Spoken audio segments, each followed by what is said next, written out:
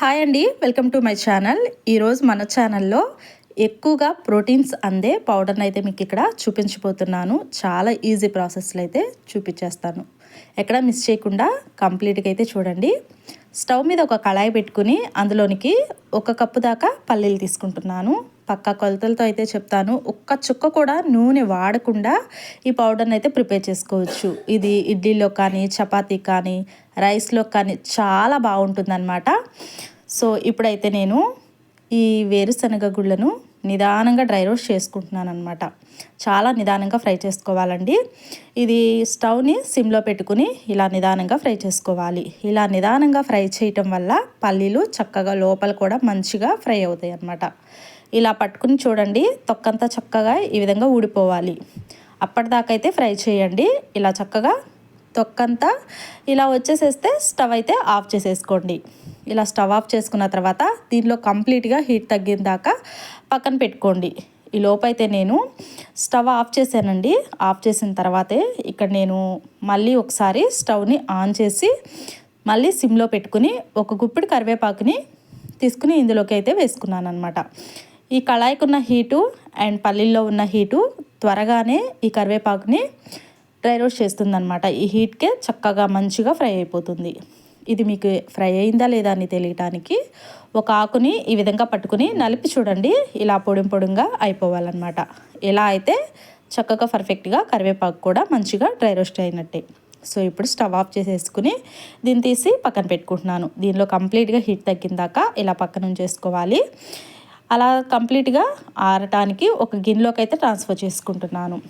అదే కళాయిలోనికి మళ్ళీ stove on చేసుకుని అందులోనికి 1 టేబుల్ స్పూన్ దాకా నేను జీలకర్ర అయితే వేసుకుంటున్నాను. మీరు ఇంకా ఎక్కువ క్వాంటిటీతో తీసుకున్నట్లయితే కొంచెం ఇంగ్రీడియంట్స్ ఎక్కువగా తీసుకోవడమేనండి. సో ఇప్పుడు వీటిని కూడా మంచిగా దోరగా మంచి సువాసన వచ్చేంత వరకు ఇలా ఫ్రై చేసుకోవాలి. ఇలా ఫ్రై అయిన తర్వాత 1, 2, 3 పట్టుకుని ఇలా చూడండి, నోట్లో వేసుకుని చూడండి, మీకే అర్థమవుతుందన్నమాట జీలకర్ర వేగిందా లేదా అని. సో చక్కగా ఈ విధంగా ఫ్రై చేసుకున్న తర్వాత దీన్ని కూడా తీసుకుని పల్లీల్లోనికి యాడ్ చేసుకుంటున్నాను. ఆ తర్వాత అదే కళాయిలోకి ఒక చిన్న నిమ్మకాయ సైజ్ అంతా చింతపండుని అయితే డ్రై రోస్ట్ చేసుకుంటున్నాను. ఈ కారపొడు ఎక్కువ రోజులు నిల్వ ఉండాలంటే ఇలా చింతపండుని కంపల్సరీగా ఈ విధంగా డ్రై రోస్ట్ చేసుకోవాలండి. ఎక్కడ తడి ఏమి తగలకుండా, ఒక్క చుక్క కూడా నూనె వాడకుండా ఈ విధంగా ఈ కారపొడిని ఫ్రై చేసుకుంటున్నాను అనమాట. ఇప్పుడైతే ఈ చింతపండుని ఫ్రై చేసుకున్న తర్వాత దీన్ని కూడా తీసి ఈ పల్లీల్లోకి యాడ్ చేసుకుంటున్నాను. దీనిలో హీట్ అంతా తగ్గిపోయిందండి, పల్లీల్లో ఉన్న హీటు.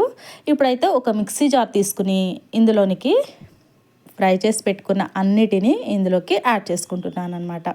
ఈ విధంగా ఇందులోకి వేసుకున్న తర్వాత చింతపండును కూడా దీనిలోకి తీసుకుని ఇందులోకి యాడ్ చేసుకుంటున్నాను. ఆ తర్వాత రుచికి సరిపడా సాల్ట్ అయితే వేసుకుంటున్నాను. కరెక్ట్గా నాకు 1 టేబుల్ స్పూన్ దాకా సాల్ట్ అయితే పడింది. ఒకసారి కారపొడిని మిక్స్ చేసిన తర్వాత టేస్ట్ చేసి చూడండి, సరిపోకపోతే అడ్జస్ట్ చేసుకోవచ్చు. బట్ నేను ఇక్కడ 1 టేబుల్ స్పూన్ దాకా సాల్ట్ వేసుకున్నాను. ఇక్కడ కారపొడిని చూపిస్తున్నానండి, చూడండి. ఇది కూరలో వేసుకునే కారమేనండి. ఇది నేను 1 పావు కప్పు దాకా కారపొడిని అయితే తీసుకున్నాను. ఇది 1 కప్పు దాకా పల్లీలు తీసుకున్నాం కదండి, అదేవిధంగా 1 పావు కప్పు దాకా కారం తీసుకుంటే సరిపోతుంది. మరీ ఫోర్స్గా కాకుండా ఇలా బరకగా ఉండే విధంగా కారపొడిని అయితే మిక్స్ చేసుకోవాలి. ఇక్కడ నేను దగ్గరకు చూపిస్తున్నాను చూడండి, ఈ విధంగా ఉంటే సరిపోతుంది. కొంచెం అక్కడక్కడ చిన్నగా పలుకులు నోటికి తింటూ ఉంటే తగిలేలాగా ఇలా మిక్స్ చేసుకుంటే సరిపోతుంది. ఆ తర్వాత ఇందులోనికి ఒక 10-15 వెల్లుల్లి రెమ్మల్ని పొట్టు తీయకుండానే ఈ విధంగా వేసుకుని మరొకసారి మిక్సీలో వేసుకుని చక్కగా ఈ విధంగా గ్రైండ్ చేసుకోవాలి. ఇంతేనండి, చాలా ఈజీగా పల్లీల కారపొడిని అయితే ప్రిపేర్ చేసుకోవచ్చు. చాలా టేస్ట్గా ఉంటుంది.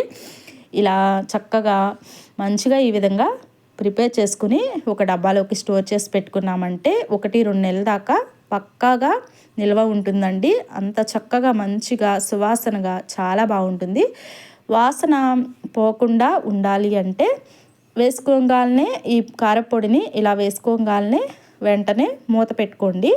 చక్కగా ఈ విధంగా తడి ఎక్కడ తగలని ప్లేస్లో కనుక ఈ విధంగా ప్రిపేర్ చేసుకుని పెట్టుకున్నామంటే 1-2 నెలల దాకా నిల్వ ఉంచుకోవచ్చు.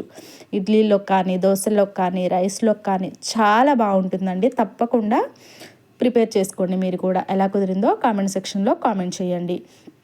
మీకు ఇంకా బాగా స్పైసీగా కావాలి అనుకుంటే పచ్చళ్ళలో వేసుకునే కారం ఉంటుంది కదండి, ఆ కారాన్ని అయితే యాడ్ చేసుకోవచ్చు. బట్ ఈ విధంగా ప్రిపేర్ చేసుకున్నారంటే ఇంట్లో వాళ్ళందరూ పెద్దవాళ్ళ నుంచి చిన్నపిల్లల దాకా హ్యాపీగా తినేసేయచ్చు. నచ్చితే తప్పకుండా లైక్ చేయండి.